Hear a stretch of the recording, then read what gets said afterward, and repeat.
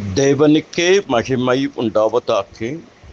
The words of Jesus Christ ministry மூலியமாக உங்கள் அனைவரையும் சந்திப்பதில் மிக்க மகிழ்ச்சி அடைகிறேன். இன்று மாலை வேளையில் உங்கள் அனைவருக்காகவும் ஒரு சில நிமிஷங்கள் ஜெபித்திருக்கிறேன்.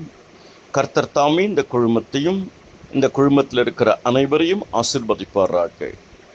இன்று மாலை வேளையில் கர்த்தருடைய வார்த்தை, பரிசுத்த அலங்காரத்துடனே கர்த்தரை தொழுது கொள்ளுங்கள். 1 நாளாகமம் 16:29, சங்கீதம் 29:2, சங்கீதம் 96:9.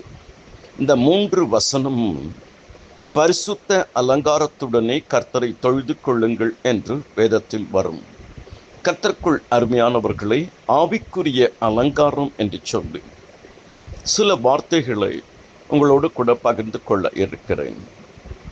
என் கண்மலையும் என் மீட்பருமாகிய கர்த்தாவே, என் வாயின் வார்த்தைகளும் மனதின் தியானமும் என்றென்றைக்கு உம்முடைய சன்னிதானத்தில் பிரீதியாக இருப்பதாக.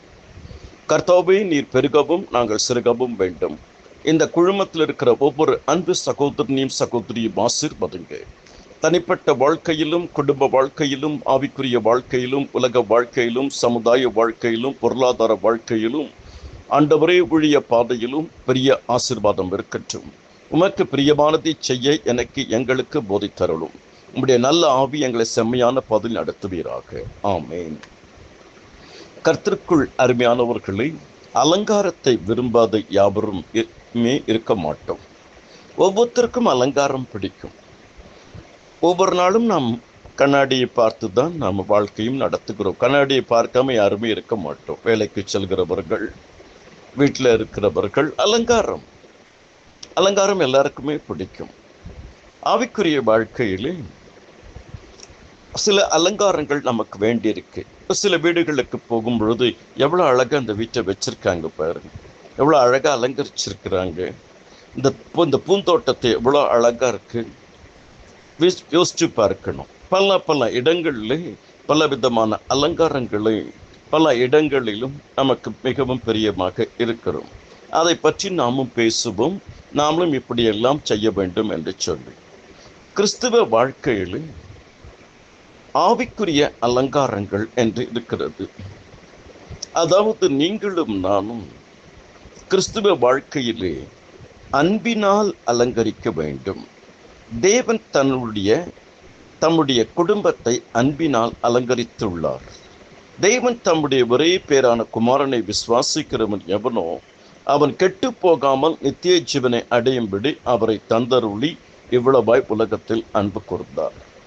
அப்படியே கிறிஸ்துவும் சபையில் அன்பு கூர்ந்து, கிறிஸ்து மணவாளன், நாம் மணவாட்டி, அன்பினால் அலங்கரிக்க வேண்டும். அன்பு தான் பெரியது. தேவன் அன்பாகவே இருக்கிறார். ஆவிக்குரிய வாழ்க்கையில் அன்பு மிகவும் மிகவும் முக்கியம். அன்பினால் நாம் ஒருவரை ஒருவர் தாங்க வேண்டும். அன்பினால் அலங்கரிக்கப்பட்டிருக்க வேண்டும். அன்பினால் அலங்கரிக்கப்பட்டிருக்கிறதுக்கு அடையாளம் தான், நீங்கள் பூமிக்கு உப்பா இருக்கிறீர்கள், உலகத்துக்கு வெளிச்சமாக இருக்கிறீர்கள், மலை மேல் இருக்கிற பட்டினம் மறைந்திருக்க மாட்டாது.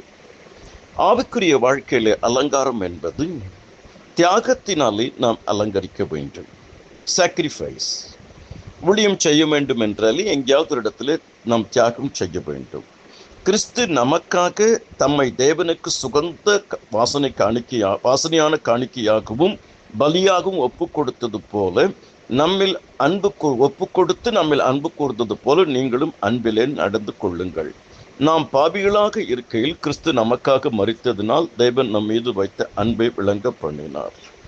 கர்த்தருக்குள் அருமையான தேவ ஜனமே, ஆவிக்குரிய வாழ்க்கையில் அலங்காரம் என்பது அன்பு. 2வது தியாகம். 3வது அட்ஜஸ்ட்மெண்ட், விட்டு கொடுத்ததினாலே அலங்கரிக்க வேண்டும். நாம் பிலிப்பியர் 2வது அதிகாரம் 5 முதல் 7 வரை வாசிக்கும் பொழுது, கிறிஸ்து இயேசுவில் இருந்த சிந்தை உங்களிலும் இருக்க கடவது. ஆபிரகாம் ஒரு காலகட்டத்தில் விட்டு கொடுக்கிறார். ஆபிரகாம் லோத்தை நோக்கி, எனக்கும் உனக்கும் என் மேய்ப்பருக்கும் உன் மேய்ப்பருக்கும் வாக்குவாதம் வேண்டாம், நாம் சகோதரர், இந்த தேசம் எல்லாம் உனக்கு முன் இருக்கிறது அல்லவா, நீ என்னை விட்டு பிரிந்து போகலாம், நீ இடதுபுறம் போனால் நான் வலதுபுறம் போகிறேன், நீ வலதுபுறம் போனால் நான் இடதுபுறம் போகிறேன் என்றார்.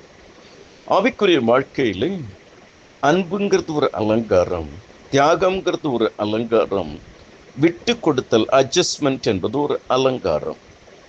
நான்காவதாக என்கரேஜ்மெண்ட், ஒருவரை ஒருவர் ஊக்கமூட்ட வேண்டும், உற்சாகப்படுத்துகிற வார்த்தைகளினால் அலங்கரிக்க வேண்டும். இயேசு உற்சாகமூட்டுகிறார், ஆவியானவர் தேற்றுகிறார், பிதாவாகிய தேவன் அன்பா இருக்கிறார். கர்த்தருக்குள் அருமையான தேவச்சனமே, உங்கள் இருதயம் கலங்காதிருப்பதாக, உங்கள் சமாதானம் பெருக கடவது, உங்கள் இருதயம் கலங்காதிருப்பதாக என்று இயேசு கிறிஸ்து சொல்லுகிறார். கர்த்தருக்குள் அருமையானவர்களே, நம்முடைய தேவன் நம்மை உற்சாகப்படுத்துகிற தேவன். பயப்படாதே, நான் உன்னோடு இருக்கிறேன். திகையாதே, நான் உன் தேவன். நான் உன்னை பலப்படுத்தி என் நீதியின் வலதுகரத்தினால் நான் உன்னை தாங்குவேன். கொஞ்ச காலம் பாட அனுபவிக்கிற உங்களை கர்த்தர் சீர்படுத்தி சிறப்படுத்தி பலப்படுத்தி நிலைநிறுத்துவார். உங்கள் அனைவருக்காகவும் ஜெபித்திருக்கிறேன். தொடர்ந்து ஜெபிப்போம். கர்த்தர் பெரிய காரியங்களையும் புதிய காரியங்களையும் மகிமையான காரியங்களையும் வல்லமையான காரியங்களையும் செய்வார். நம்மிடத்திலே பல காரியங்கள் காணப்பட வேண்டும். அதில் அன்பினால் அலங்கரிக்கப்பட வேண்டும், தியாகத்தினால் அலங்கரிக்கப்பட வேண்டும், விட்டு கொடுத்ததினால் அலங்கரிக்கப்பட வேண்டும், என்கரேஜ்மெண்ட், ஊக்கமூட்டுதலினால் ஒருவரை ஒருவர் அரங்கலிக்க வேண்டும். கிறிஸ்துவ வாழ்க்கை கர்த்தர் தாமே ஒவ்வொருவரையும் அபரிமிதமாக ஆசீர்வதிப்பாராக. ஆமேன், ஆமேன்.